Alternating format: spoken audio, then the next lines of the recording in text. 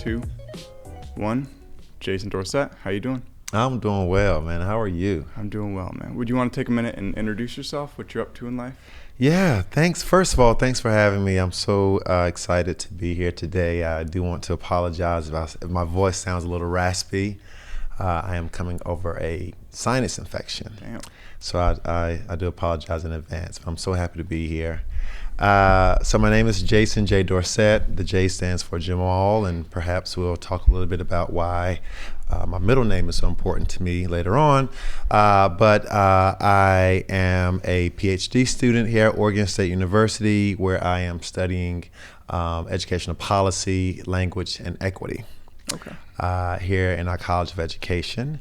I also serve as the director for a new office called Advancing Academic Equity for Student Success. I am also the vice president for our local NAACP chapter, or our local NAACP branch here. The NAACP stands for the National Association for the Advancement of Colored People.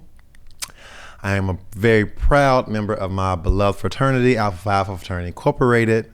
So yeah, I'm just really involved civically, socially, politically, and I'm a student. And I love higher education, and I love to engage with others. I like that. So what's taking up your time lately? What are you focusing your energy on? That's a great question. We are at Oregon State. We are, this is week 9 for us. And so I am focusing on wrapping up some projects for the end of the year. That's related to my job and position on campus.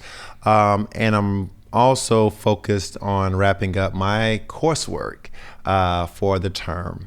So that has had me extremely busy. A lot of late nights, early mornings. Yeah. And so perhaps that's why my voice is a little raspy, and I'm feeling like I'm kind of catching a cold maybe, but I don't know. But yeah, that's kind of what I've been up to. Cool. A lot of schoolwork and stuff. So I guess the main reason that I got this together today is because there's so many emails and meetings and just things that almost separate human beings. And a lot of older people in particular almost feel like a disconnect where they can't even, just have a conversation with a person who's any different from them, or say like, hey, like, where are you from? Or be interested. So I'm just kind of here to allow people to listen in on a conversation and just get to the bottom of some things, I think that's great. And, I'm able to share some perspective. Yeah. My sort of end game is never to persuade anyone to do anything, but just to share my story and to share my experiences. So again, I'm happy to be here. Beautiful. So as a Black man living in Oregon, do you deal with microaggressions, and what are microaggressions? I have dealt with microaggressions. I've dealt with blatant racism. I've dealt with a lot.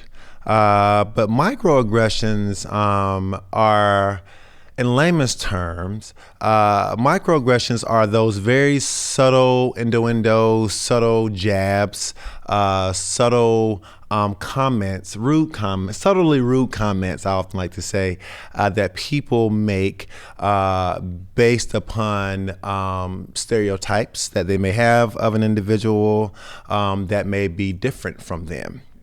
Microaggressions, in my opinion, can work both ways. Not only can folk from what we call the privileged sort of background, or the privileged sort of places in life experience microaggressions, but we certainly know that underrepresented members of our community experience microaggressions quite a lot. And so it's those subtle jabs, those unconscious sometimes things that people say that are very stereotypical, that are very not at all pleasant. But I also believe that people oftentimes experience microaggressions or participate in microaggressions because they don't know any better. Yeah, you mentioned unconscious in there. Do you think most of them are unconscious, or do you think people are consciously? I think given our current political sort of situation we have now, it's really hard to say. When you have individuals in power that are, in my personal opinion, that blatantly disrespect others, with no regard whatsoever, and that type of behavior is excused and it's acceptable, and it's gone sort of unchecked, and there's no accountability. I think when you factor in all those different things, I think people are left feeling somewhat confused and somewhat unconscious. And so as a result of where we are currently in terms of our political structure and social structures here that we have, I like to believe that people are really wanting to learn from others, but I am conscious enough to know that we are all made up of our experiences, the ways in which you have navigated through life, the ways in which I have navigated through life, regardless of your parents influence parents have influenced, correct. All of those things, excuse me, all of those things factor and make up who we are today and sort of how we perceive things to be. Yeah. And so the short answer to that is yes, I do think deep down inside there are a lot of unconscious biases that we have against folk. There are a lot of unconscious microaggressions that we make toward others. Yeah. So say if someone is trying to be consciously aware of the words they're saying and stuff, but like the way I go through life is just like I'll treat everyone the exact way that I treat myself in any given conversation. But there's some things where it's like I've almost been told two different things. Like if I meet someone, like even if a white person with a different accent, be like, oh, where are you from? Like if they're from New York or something like that. But through emails and stuff, it's almost created like, could I ask someone, hey, where are you from? If they clearly have an accent that isn't from around here, or is that a microaggression? You know, I wouldn't call that a microaggression. I think the ways in which you craft that question, again, because when we think about race, when we think about human beings and humanity and the world, it is very, very complex for everyone, regardless of their gender identity, their race, their ethnicity. The world is complex. And so within my program, and I shared with you earlier that I'm in this language education policy and equity program, we really talk about and spend a great deal really making meaning and understanding how powerful language is. To me, there are things that people may say, but again, because I'm from North Carolina, I'm in my mid-30s, I'm a black male, there are things that people may say to me that may not share some of those same social identities as that I may say, what did you mean by that? Yeah. Okay. Or I may say, could you repeat that? Could you clarify exactly what you're saying? Or could you reframe or say or ask your question in a different way? And I think as humans, we really need to begin to adopt what I like to call a sort of inquisitive inquiry. Yeah. You know, it's like ask questions that are not only that will help you understand, but when those words come out of your mouth, be sure that the words that are coming out of your mouth are coming from the most sincere place within you. And again, even that's somewhat subjective, right? And so it is this constant sort of reframing and allowing yourself to be vulnerable enough to clarify or even to apologize or even to say, hey, are you understanding my question? If not, how best can I ask this question so that you may understand? Yeah, it all just breaks down to communication, which is what you're working in. That's the bottom line, yes. So what is the primary work that you're doing with re-educating people about just communication? Yeah, so during my downtime, which is never almost, because I love speaking with people, I am an extrovert, although the older I'm becoming, I'm starting to feel more like an introvert, but I am an extrovert by nature. And so I have began to lean into and appreciate the fact that I can have conversations, I can have discourse, and engage with others, have a really meaningful dialogue with any and everyone, regardless of their political views, regardless of their sort of personal beliefs and values. I do believe that I am able to connect with people right where they are and to establish a relationship. And so I spend a great deal of time establishing relationships with people. Not only people who may share some of those similar beliefs and core values like but also those who don't. Because I am a firm believer that regardless of all of our differences, right, or all of the differences that we may have with an individual, that you will find some similarities. And it's those similarities that you nurture, that you groom, that you sort of nurture, like I said earlier, and you look for ways to build upon some of those similarities so that in the time of differences, you can always lean back on the similarities. The similarities is what build the relationship. The similarities are what anchors the relationship. The similarities is what sort of reminds you that, hey, this person isn't a total jerk. They may have jerk tendencies like we all do, or they may say things, they may have some jerk moments, but let's remind ourselves of those times where we actually broke bread together, where we actually engaged in a meaningful exchange and how that made each of us feel. Yeah, I like that. Well, I think when you say jerk moments and jerk tendencies, I think most people generally think of themselves as good moral people, and they want to know the best. I feel like a lot of those jerk moments come from miscommunications or misunderstandings, miseducations, and all those sorts of things. So seeing that as this is a platform where you can't have a one-on-one with everyone watching, what would be some broad strokes things that maybe you're trying to, are currently on your agenda of these things should change in the public eye? That's a great question. And I will say this, I am human like you and like the others who will be watching this. And I have allowed myself to change my mind, and be okay with changing my mind. And so become flexible versus very linear type of thinker. I like to think outside the box, and I like to give myself permission to do that. That said, I have been sitting with a couple of sort of, I like to call them awakening curiosities, if you will, that I've currently been sitting with. And so one is around grace. Like I said earlier, I'm actually 37. I've lived a great life.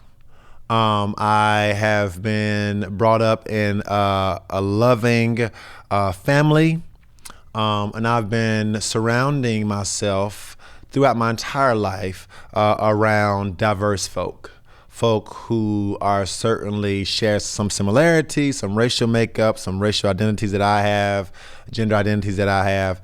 And I've also encountered a lot of people who are different from me. And I've had some jerk moments. I have said some things that I wish I would not have said. And so what I keep coming back to, Tiger, now is grace and humility. And for me, I try to live my life. I try to engage with others. I try to do my job, my coursework from a lens of grace. Really quick, just to dig into that a little. What do you mean by grace? Just forgiveness or Yeah, it can be forgiveness.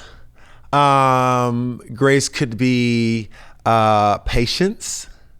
Grace could be looking at the glass half full versus half empty. Okay, yeah. Grace could be giving folk the benefit of the doubt. Okay, I like that a lot. Yeah. So really personally exhausting all means that I can physically exhaust to give that person or that individual or that topic or subject a fair, not even a fair shot, but an equitable shot.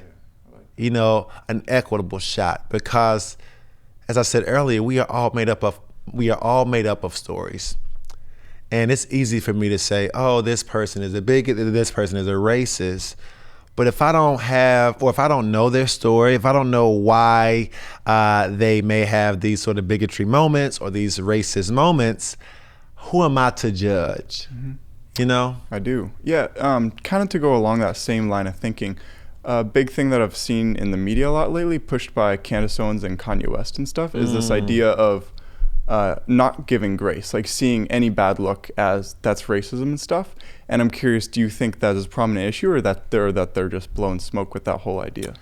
Again, I think we have unfortunately since the beginning of time, but here recently, with this current administration and with just the current structure of society, we are confused. We are confused people. And we are a people who have engaged in a lot of conversations, a lot of things, a lot of activities that ethically, I would venture to say that ethically, the majority of folk would say this is unacceptable.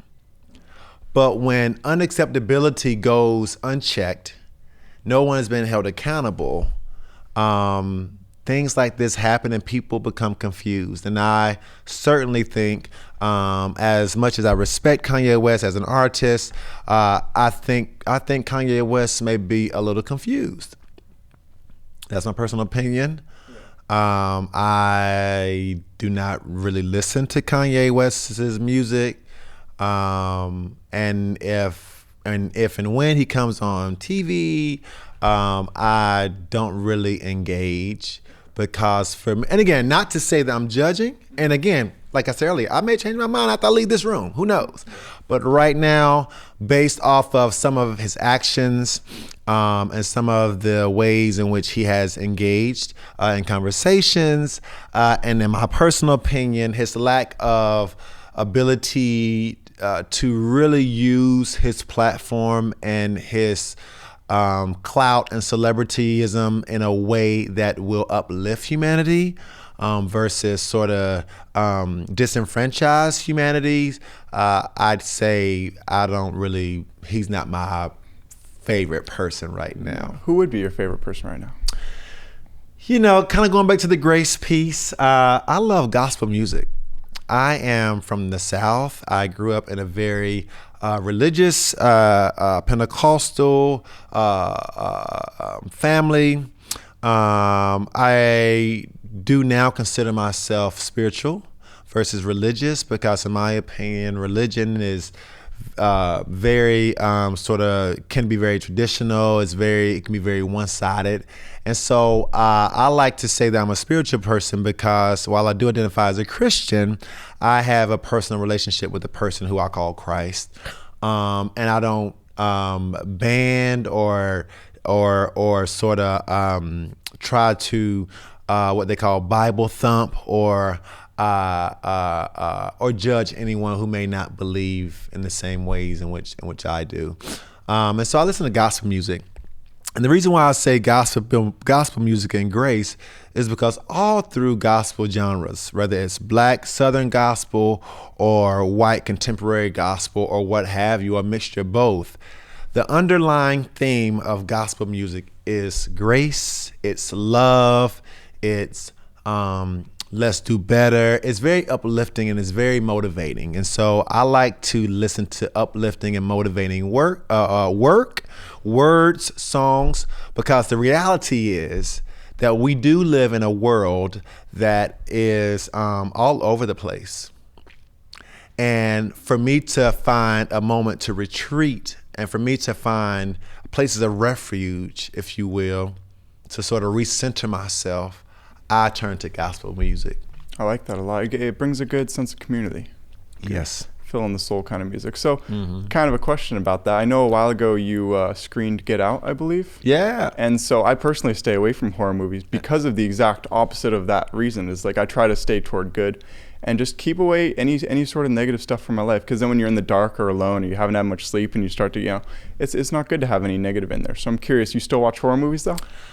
That's it's funny you said that. So there's a horror movie out now. It's called Ma. Have you seen the previews for it? I haven't. There are some pieces that are very similar to Get Out. So I do watch horror movies. I don't like to watch them by myself. Okay. So I watch them with friends. I watch them with my partner. I watch them with my fraternity brothers. But yeah, I do watch horror movies. Now, it depends on how horrific they are. Yeah. If they are very, very extremely horrific, I try not to watch them. Like, there's a piece out right now on Netflix. I believe it's called This Is Us. I think that's what it's called. Are you familiar with it? Not. Well, it is certainly trending all on social media. And in essence, I think it's This Is Us. I believe that's what it is. In essence, it's about 5 African-American men who were wrongfully accused of a crime. I believe it was murder. Modern day? Yes, modern day. Like, it's out now. They were wrongfully accused, and it was exposed, I want to say, about 3 years ago. So it took them a while to make the movie. So this is a true story. True story. Okay. And these 5 young men is based out of New York. Something, again, I haven't seen it yet, but I was just kind of peeking my head in the trailers every now and again. And it's based out of New York City, New York. 5 black males, and they were wrongfully accused. And they basically served 30 years in the state penitentiary. And the government, the district attorney back in 89 and 88, was so dead set on locking these young men up, okay, that allegedly she coerced the jury. She sort of brought in evidence that was not even a part of the case and the trial. So just really did some foul type of things. And so when we put just that happened 30 years ago in context with why some folk of color, and particularly black people, stay away from police and do not trust our judicial system, you don't have to go back too far. You can just go back, 30 some years, say to 1989. Yeah. And there you have it. Which brings up some really interesting topics. I was talking with Dr.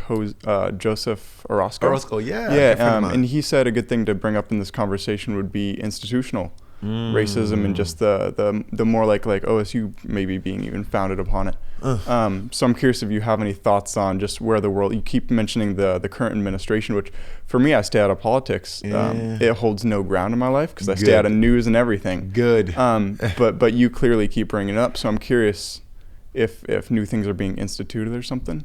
Yeah, Oregon State, first of all, the history of Oregon is traumatic. This state was built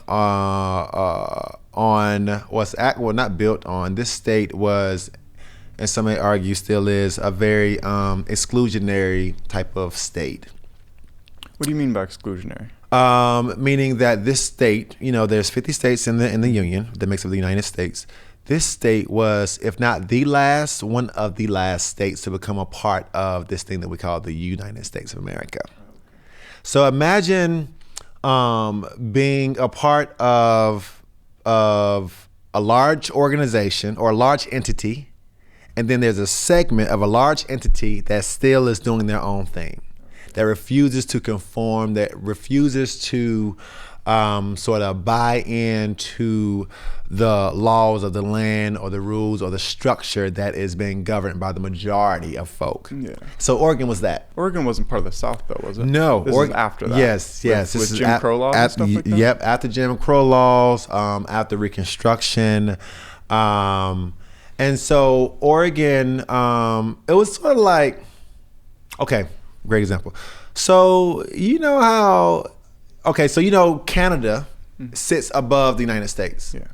Canada is attached to the United States by way of the continent of North America, right? So Oregon tried to pull a Canada type of thing. And so they wanted to be their own state, although they were a part of North America. Similarly to Mexico is its own country. Mm-hmm. But Mexico Mexico shares North America with the United States. Mm-hmm. And so when you share a large range of space, typically there are some similarities. Typically there's some grace, especially if, one country approves or is appreciative of another. In our case, Canada, North America, is very easy for folk to, cross borders. Whereas now, given a lot of what is going on with DACA and undocumented folk and the administration, it's not as easy for folk to sort of go from Mexico to North America. So that's sort of a dichotomy that I'm wanting to sort of create right now. And so imagine that Oregon was something similar to like a New Mexico or a Canada. And so Oregon did its own thing, which means when I say they were an exclusionary state, it means that they did not have to allow certain individuals, they did not have to allow or welcome certain individuals in their state. So, and Black folk, African Americans were one group of people that they did not want in their state. And so oftentimes people wonder, they say this thing, or they say things like, why are there not more Black people in Oregon? Well, as people, and similar to any ethnic group and racial group, we are made up of stories. Our ancestors told us stories.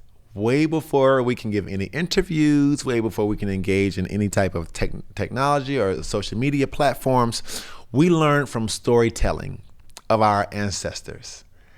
And a long time ago, our ancestors told us, okay, that especially for African American folk, that's why a lot of African American folk and Black folk live on the East Coast and in the South. Because when we were brought over here from the continent of Africa, from South Africa, to be exact, and other countries in Africa, on the continent of Africa, we were shipped over, we were brought over here, and we were more so forced to live in the South and the East Coast, and sort of like nurture and to help sort of fertile the grounds, right? Create an infrastructure. And African Americans were never exposed to anything else outside of what they could see. We knew the East Coast up and down. We had that. And then eventually one day, due to not only emancipation of slavery, which we can talk about later, but due to, again, curiosity, and people saying there has to be a better life. There has to be something better than this hellhole that we're living in as slaves. Let's venture out. And so Black folk eventually started to venture out. And so as they began to venture out and they began to migrate all over the United States, Oregon was one of those states where they were very unwelcoming. Yes, thank you. That's the best way I can say it. Very unwelcoming. And I mean, a lot of the states were unwelcoming, but Oregon had this unique unwelcomeness that put fear in people's heart. And honestly, there really wasn't a culture out here for Black folk until I would say post 1865, maybe 1869. And that's when we historically, post 1869, I want to say around 1871, it was documented that Black folk were on these grounds. Wow. Yeah. It almost seems like today it's almost like an overcompensation because it seems like Oregon's one of the most liberal states with in terms of what the agenda that they seem to be pushing. Yes, you would think that, and that's the sort of uncomfortable part about liberalism that I just do not like to resonate with. So liberalism, like diversity, is so broad. It means so many things. But when a person becomes liberated, truly liberated, they truly can be inclusive of everything and everybody. Here in Oregon, from my personal experiences, there is a deep tone of anti-Blackness, which means that we accept any and everything LGBTQ. We love it. Latino, Latinx, we love it. But when you start to really think about and become awakened around Blackness and the power within Blackness, people tend to not engage as fully. And that's because society has, unconsciously for us, society has told us over and over and over again that Blackness is performed this way. Black folk represents this type of thing. Black folk act like this. And so within the Black culture, while in some places and in some communities it's celebrated, in the majority of our communities, it's policed, it's frowned upon, and it happens and we don't even realize it's happening. Yeah, a good example of that is last year I think the statistic came out that up near a majority of people being pulled over in Portland were Black. Yes. But then that only like 3% of the population in Portland is Black. Exactly. So it's that institutional, like, no goodness. Yeah. And we sometimes, especially as like statisticians and like folk doing like quantitative research, I engage in both myself. But quantitative research, numbers can tell you a story. Mm-hmm. Don't get me wrong. Qualitative data and narratives can tell you a different story. And what would you mean by that?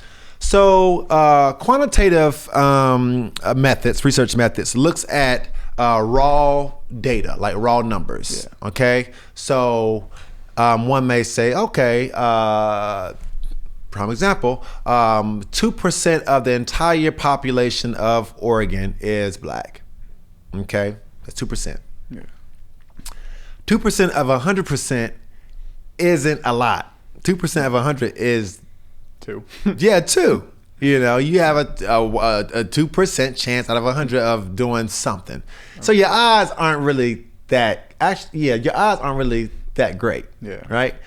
And so when you look at the 2% of Black folk that's in Oregon, and then you look at the I want to say it's around maybe let's say 30% of, I don't even want to say 30, I'll say 20% of the entire population of residents are in prison or in jail.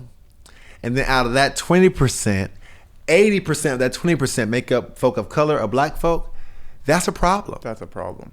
You see? And so sometimes folk use quantitative data and research to tell all different types of stories. Sometimes they may say, like you said earlier, oh, the majority folk who commit crimes and who are in prison are Black folk. That could be true.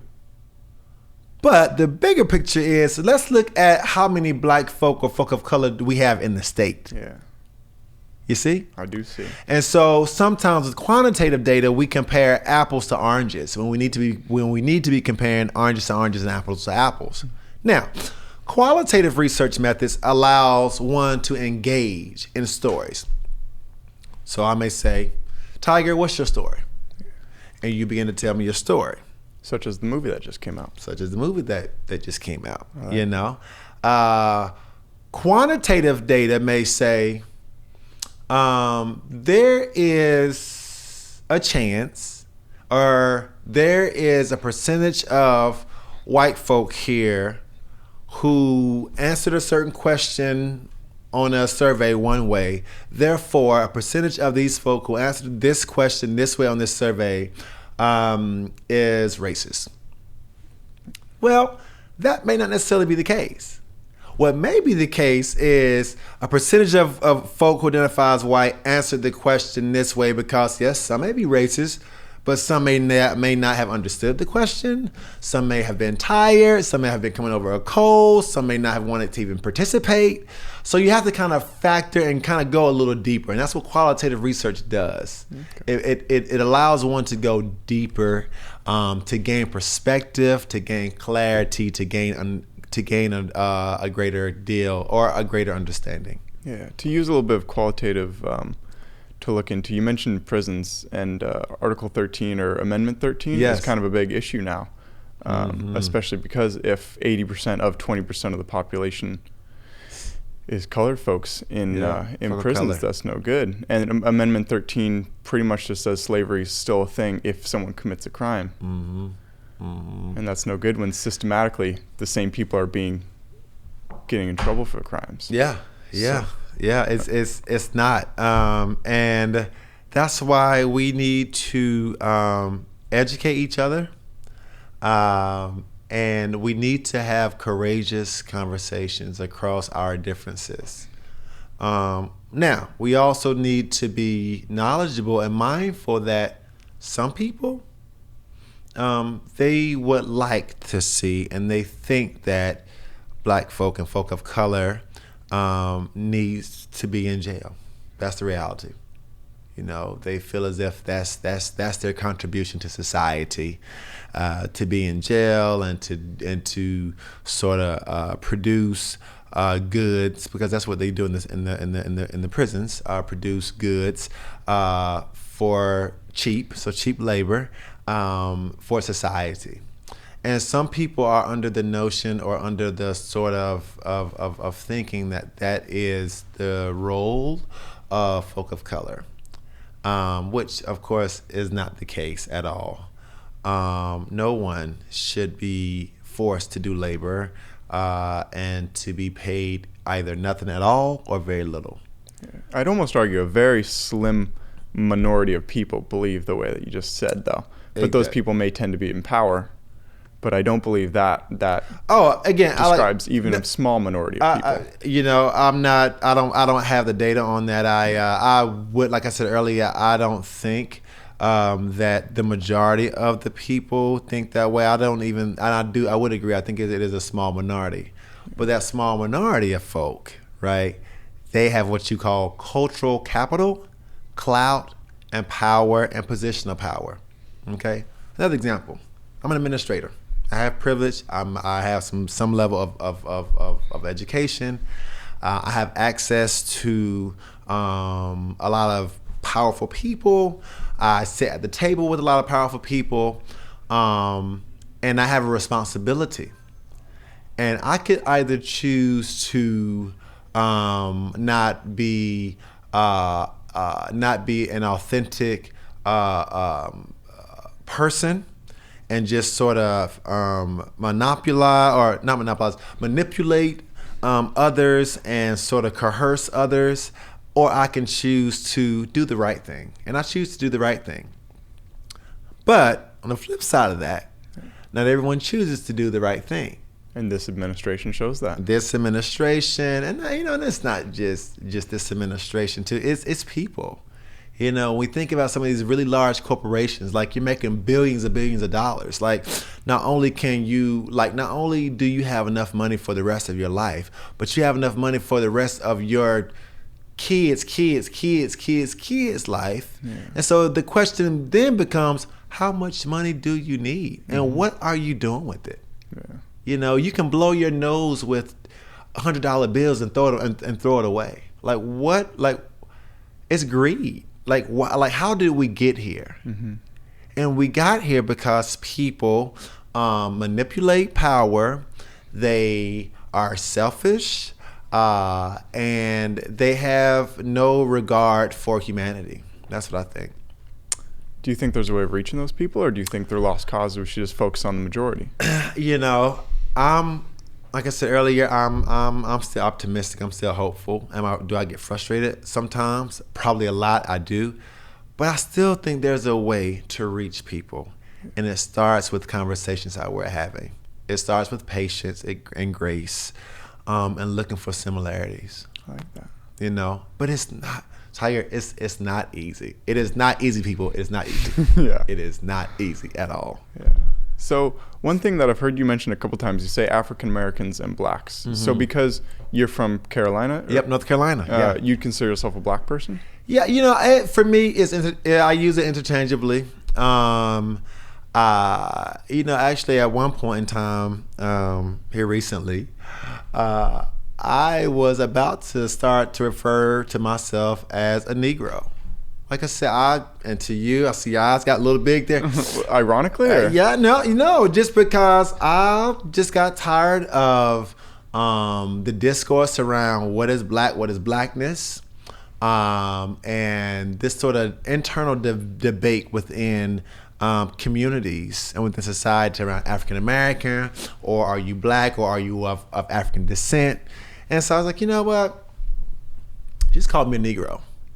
And at one point, I thought I could single-handedly, and clearly that didn't work, I could sort of take back the word Negro that was used to oppress my ancestors and sort of reaffirm our existence by reclaiming that word and sort of making it look or making it appear to be positive. And I was sadly mistaken, because the word is so deeply, it has some deep negative undertones to it, and deep history to it. Just like the word, the N-I-G-G, nigger, regardless of how you say it, if it's nigger or nigga, I don't really care. I don't say that word. Because regardless of how you say it, with the ER, with the A, with the H, with the Z, with the X, regardless of how you say it, it still has negative underpinnings that has been detrimental and devastating and traumatic for black folk. Yeah. And so I said it's not worth risking hurting or causing additional trauma to community members that have already experienced so much. It's interesting to think about how people usually say it as the N-word, but that almost gives it more power to just not even say a word. So I'm curious, this seems to be a topic that you put some thought into. Do you have any resolutions for where this word should go? Because words are powerful. They are powerful. I think at least within some of our cultures, i.e. the hip-hop culture, music culture, even African-American black culture, that word has become a word that honestly I don't think we would ever dismantle or ever stop using, because we have been brainwashed to view ourselves in that way. And society has not, and I don't even think they have the capacity to reframe or to suggest other words for individuals to use. It's ingrained. Okay, it's a part of the culture. Like someone said that you were white, you're white. Yeah. Someone said I was black, I'm black. And so we have to really think about how the world was socially constructed, and how we as people are penalized and sometimes even humiliated if we go against the grain. We are othered. We are pushed out of our own communities, which is why some people struggle so much to express their sexual orientation and identity.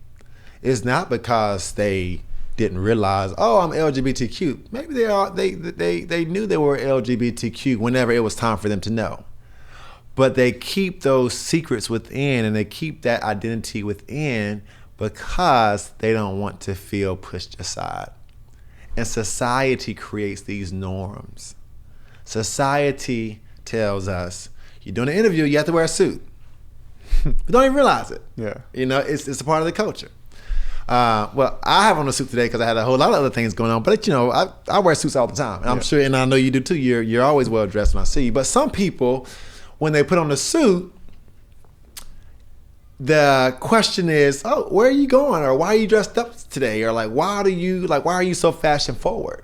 It's because society has placed these sort of restrictions on us. Oh, you're wearing a suit, and you must be going to church, or you must be going to work, or you must have an interview. I'm just going to check my mail. I'm just going to get a bite to eat. Yeah. So that's how it works. At the core of what you're saying here, do you believe the black community doesn't treat LGBTQ members well? I don't think any community treats LGBTQ community well, and I certainly do not think that my community treats LGBTQ members well. I think that some of us, we are threatened by the fact that that members in our community are LGBTQ, and I think we may feel as if their sexual orientation may water down the broader cause or the broader fight, which is to end racism. However, if you know anything about oppression, you will know that all of these inequities, all of these sort of oppressions, all of these isms are linked together. And if we can dismantle one, we should be able to apply that same tool to dismantle them all. You think there's a way to dismantle them? That's tough. I'm hopeful. That is tough. And again, I told you I'm a Christian. I pray. I do all these things, but there's also I'm also a realist, and I don't think so. And so what I am on the journey of being and trying to role model is loving yourself, because even when you love yourself, others won't love you. Yeah. And when you don't love yourself, others still may not love you. Yeah. So it's kind of like a catch-22. So why don't you just love yourself, love who you are, love who you love who you have become or who you are becoming, and then say, hey, maybe others will get on board, maybe others will engage with me, maybe not. And so that's my sort of philosophy on life, if you will, and that's how I try to live my life. Am I there? No. Do I translanguage a lot, which means code switch? Do you know what that means? No. So translanguaging or code switching means putting on a mask.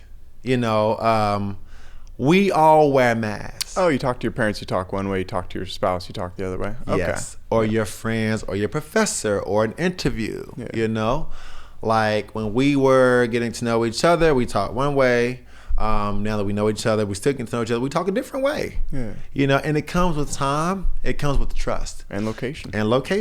You're right. And so as an individual is able to build rapport, trust, and all those things with someone, they are then able to sort of take off some of the mask, some of the masks and some of the layers, and get to the core of who they are. I like that. Mm-hmm. Related to that whole path, are you aware of who Jordan Peterson is? Jordan Peterson. He's on one side of what you're saying, he's agreeing with a lot, and on the other side, he's actually fighting a lot what you stand for. So his fundamental belief is that you should work on yourself first before you work on a community or anything. Love yourself, invest in yourself, and stuff like that. But the other side of him, which he gets a lot of flack from, is up in Canada they made it law where you can actually get fined and go to jail if you don't call people, or if you call someone by their dead name. And some of that. So from the LGBTQ community, he's the devil. What's a dead name? Isn't that when someone transitions from a male to a female to male? Oh, okay. And you get a new name? Okay, got you. Okay, Yeah. I didn't know that. Okay. I didn't know it's called dead. Yeah, we just call that like a new name. But yeah, whatever it is. But anyways, so I guess I was going to ask if you had any thoughts on him, but you don't. He isn't in your realm. That's not in my realm, but what is in my realm is respect. And if I introduce myself as Jason or JD, regardless of how I look, that's what I would hope. That's what you should be called. And I would expect that someone calls me. Yeah. And then tomorrow, the next day, I say, oh, I'm Jasmine, or I'm Rachel, or I'm Jackie. But do you think the law should be able to get me in trouble if I don't keep up with that? It gets a little tricky when the law comes in. I don't think that. I think in terms of the legal system structure type of law, no. But in terms of ethical, self-governing, yes. I think you should. Any decent human being. Yes, yeah. But do I feel as if you should be crucified or thrown in prison. I don't. It probably comes down to a lack of understanding, miscommunication, and growing up in a way that fundamentally trains you to think one way. And we've all grown up in that same society. Yeah, we have. But different parents, different cultures, different everything. But to go back a second, you mentioned LGBTQ and black. So I'm curious if you have any thoughts on the movie Moonlight. Do you think that was good for the community? I mean, that must have been a big push forward then. That was an amazing movie. One of my favorite movies. It was one of those movies that certainly a lot of people saw it. It won a lot of awards. It was nominated for a lot of awards. Rightfully so. But within the black community, in my personal opinion, not enough black folk talking about it. Really? Mm-hmm. You had your pockets talking about it, but not a lot. Almost like just Oscars were just looking for some, wow, that's interesting. And black people and African American folk, we didn't talk about it because for the majority folk in our culture that may even be gay or same gender loving or LGBTQ, we oftentimes conform to social norms and what these religious institutions and these religious folk in power and people in power tell us to do. And we've been ingrained to believe that a gay lifestyle is not the way to live and it's not the way to be.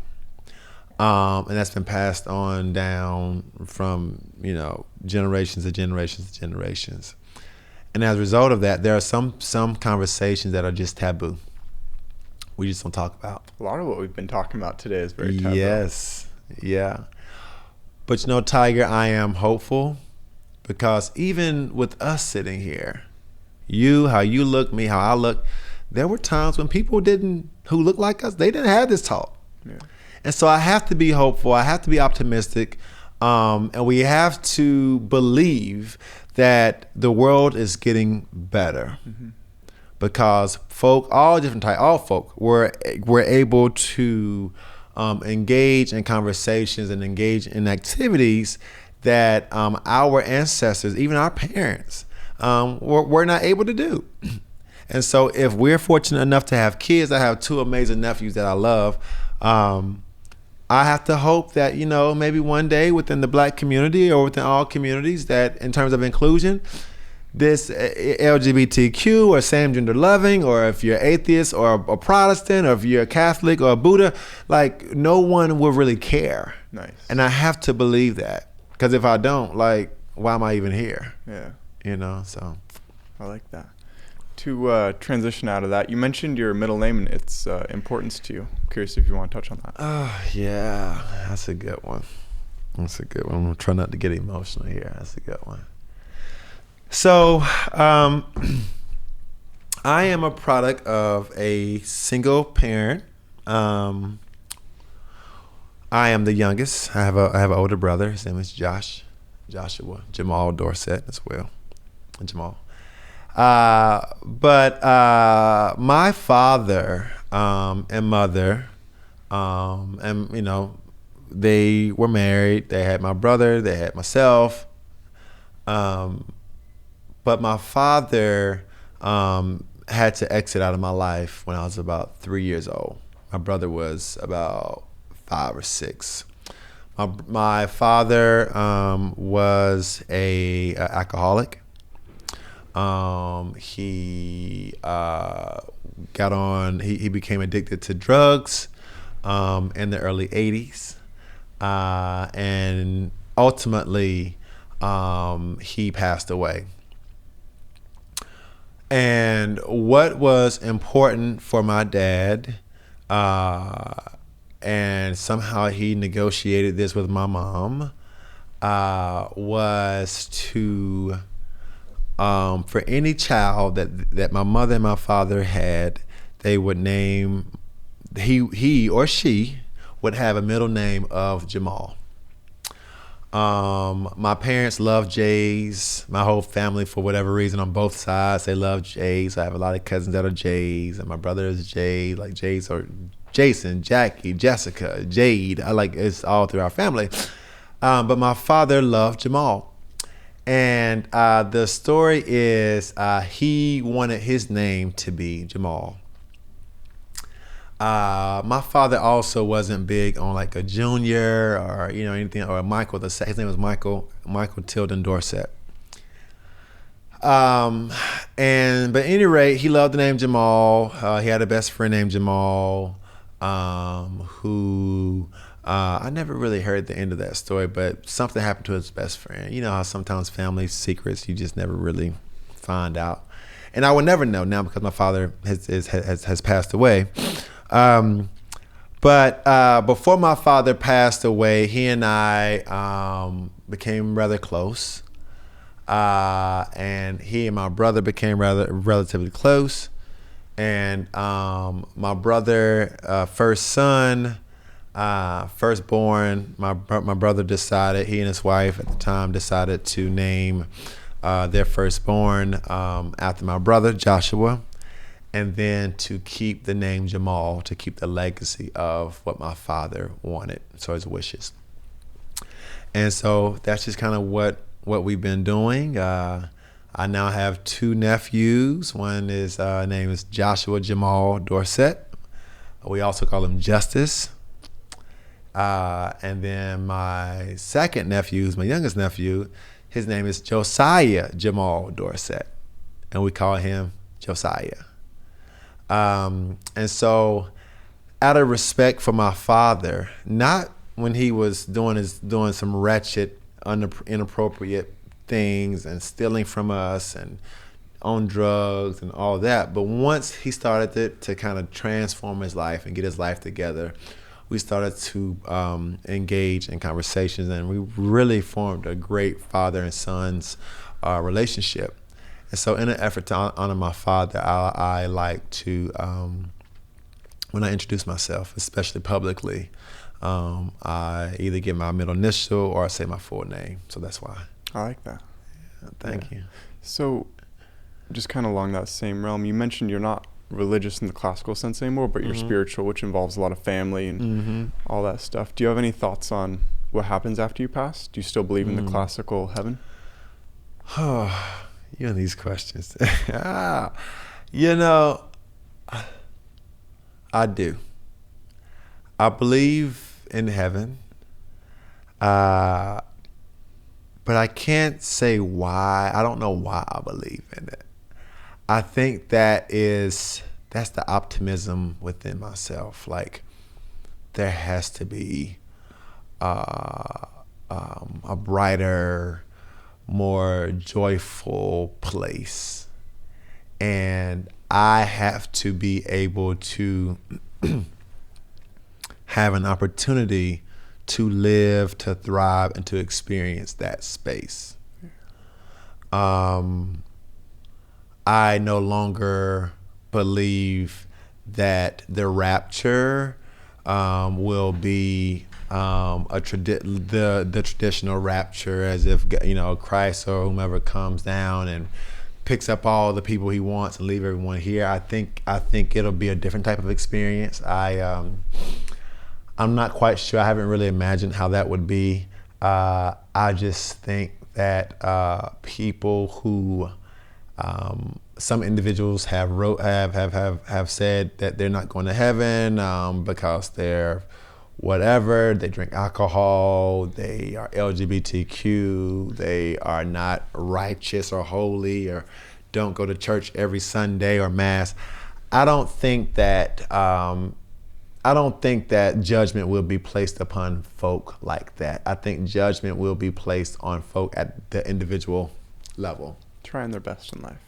Yes. I like to think. Giving them grace. Giving them grace. Nice. I like to think that same way. So if you're trying your best in life, whomever the person or entity is that makes that decision, they will be able to zoom in, laser focus on you and say, okay, did Tiger do his best? Not to say it's perfect, Did Jason do his best? Not to say he wasn't problematic, but did he do his best? In my opinion, the answer is yes. You're going somewhere. I don't know where that someplace is, but you're going someplace. Good. Yeah, someplace good. So what would you define as doing your best in life? Because I've recently thought about it a lot. I went to school to be a physical therapist, but since then I've realized that's not the facet in which I want to help people. I've really put it together that a lot of people derive meaning in their life through helping others in one form or another. For some people it is helping one person one-on-one, such as physical therapy or being a nurse. But for me personally, I wanted a method that scaled better, such as podcasting. 100,000 people could watch this and learn. Nice. Yes. So I'm curious if you have a way in which doing your best in this life, like what does that entail for you personally? Doing my best entails not a lot of awards and accolades, which I think people appreciate those, and those come. I received a lot of awards, a lot of accolades, but doing your best in life is really allowing yourself to become a selfless person, not to your detriment, but to a selfless person, to helping, assisting, and supporting others. Prime example. When we met, you didn't have to seek me out, and if I'm truthful now, I'll tell you, when you initially were sort of looking for me, right? You went to a space where we first crossed paths. And it was a Black Culture Center. Yeah. Probably thinking I worked there, right? So you went in and you was looking for me, and you was talking to some folk, and then some folks sort of said, "Oh, Jason is over here. This is Jason." And you found out that wasn't me. That was a different individual. His name was Terrence. And you did that.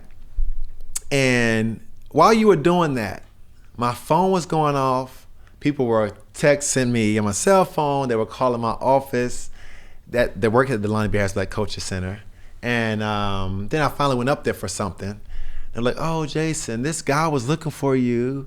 But he didn't know your name at first, and he thought you were Terrence, and he was a white guy," right? So they kind of wrote you off. Okay. And but I admire your tenacity, because you tracked me down. You found my email, someone gave it to you, and we linked up. Yeah. And so I share that story to say that to me, and we talked. You've come to my place. We've talked in preparation of this interview, and that's what it's about for me. You took a chance to want to learn me, want to hear my story, whatever we talk about, and I took a chance on you. Yeah. And Tiger, I will say this: like I said earlier, I'm not feeling the best, but I took a chance. We took a chance on each other. Yeah. And on this campus, friend, I get a lot of strange requests. I do, because of my position, because of the things I do. I get a lot of attention, and for me, it's never about the attention. I don't have to go out here and do something really crazy to get noticed. I practice a great deal of humility, and I always say, okay, if I was a person wanting to engage in an interview, or wanting to engage in a conversation, or wanting to learn something, right? I wouldn't want a jerk to sort of just give me the runaround and to push me away. And so I really try to role model, and I've tried to role model so others can see what I expect, and hopefully so others can also begin to adopt some of the same ways of living and being and treating others as I do. I like that. Mm-hmm. To delve a little bit deeper into that, what would be the facet then that you're going to try to take further in life to do your best? That's another great question. I've participated in a podcast before. I've participated in a few blogs. I do a lot of public speaking now. That's really picking up. I am wrapping up my autoethnography, so a book. I've written a couple of chapters in books, a couple of articles in journals. And so that's my approach. It's been to get out there, get my story out, share my perspective as wide as I can, and engage with as many people as I possibly can before my biological life clock stops ticking. And that will come in many different facets and forms, such as this, such as talking to a stranger on the street, such as perhaps maybe one day even running for public office. I have, every now and again, I change my mind, but I do have aspirations of becoming a college president one day. So that's influence. So I look for ways and positions and sort of positionality in terms of how I can position myself to really make the broadest impact. I've thought about going into ministry, clergy, being a minister. So I'm always thinking about, okay, I've impacted 10,000 over here by doing this. How can I impact 100,000? Yeah. Well, if I can't impact 100,000, I'm going to impact that one that may have the mobility and the capacity through blogs to impact millions. Mm-hmm. So I like that. So you're almost moving away from a place of educating people and into a place of policy making. Yes. And more direct change. Yes. I like that. Yes. But again, I think you can do both. I don't want to box myself in. I'm all about educating others, but I'm also I like mutual education. I like to learn. Because I have a lot to learn. Yeah. I have a lot to share, I have a lot to give, but I also have a lot to learn. And I want to take a lot in as well, and process and build with people, and learn and grow together and make mistakes together. What would be some institutional changes that you'd make if you did get into a place where you could? And you may not have thought that far out. Yeah, well, I got to listen something. And again, I'm not quite sure, so you can't ask me the details. Yeah, and right? It can change when you leave. And it can change when I leave. But I'm really fascinated, and I'm really hopeful that African Americans, in particularly, can reap reparations. And what do you mean by that? So reparations are basically giving people not giving people what you owe them, but giving people some form of payout, some form of cultural capital, because of wrongdoing. So, for instance, we are currently on the Kawapui people's land, indigenous folk land here in this state. All of North America, all of this belongs to indigenous folk, okay? And so when the colonizers made their way over here to this quote-unquote newfound land, and they thought that no humanity was on this land. Actually, humanity was fine here. They were doing their own thing. They had their own culture. But the story is that colonizers approached this unfound land and sort of made this land civilized, and that's not at all what happened. But at any rate, I digress. But an example of reparations is, okay, and you can certainly check in with an indigenous person about this and Native folk about this. But Native American people, folks and peoples were given reservations. So that was a way for the colonizers to say, we did you wrong, and as a result of doing you wrong, we're going to give you a subset of land and let you do what you want to do on this subset of land. African Americans, we didn't get that. We were taken from, our ancestors were taken from their land to North America to nurture, fertile, produce, build the infrastructure, okay, of what we see now as the United States. And we have not received one dime. And so I want to figure out, first of all, let me say this. Reparations never means you can ever pay someone back. I'm not saying that would never happen. You would never be able to pay me back or my ancestors back from the hundreds and hundreds and hundreds of years of brutality, of injustice, of raping our women, of raping our men, of killing our babies. No one would ever be able to pay that back. However, I do want to figure out a way that could begin to help us not only heal, but at least acknowledge the wrongdoing. Yeah. And without reparations, it doesn't have to always be money. You know, it could be land. Education. It can be education. Heck, every African American person that wants to go to institution of higher learning, they should let them go for free. Why not? Yeah. You know? So things like that. Cool. Yeah. I like that. That's a pretty good goal. Yeah, we'll see, buddy. We'll see.